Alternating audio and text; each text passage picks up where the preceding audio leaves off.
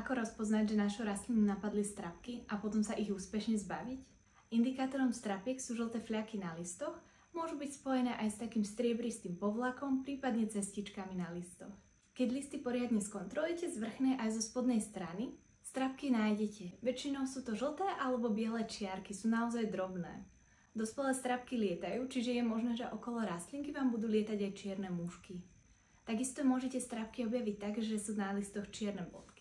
Hneď ako objavíte na rastline strapky, treba ju dať do karantény, aby sa vám nerozšírili na ďalšie rastliny.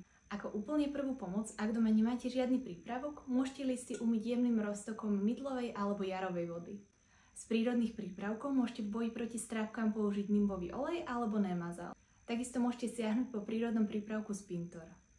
Z chemických prostriedkov dobre na strápky účinkujú karate, Nisorum alebo Mospilan, ktorý je širokospektrálny a zaberá na všetky škodce. Na odchytenie dospelých jedincov môžete použiť modré lepové dosky. Ostatné rastliny môžete preventívne postriekať nimbovým olejom alebo prírodným nemazalom. Všetky prípravky proti strapkám nájdete na planticia.sk. Sledujte nás pre viac tipov, ako sa starať o izbové rastliny.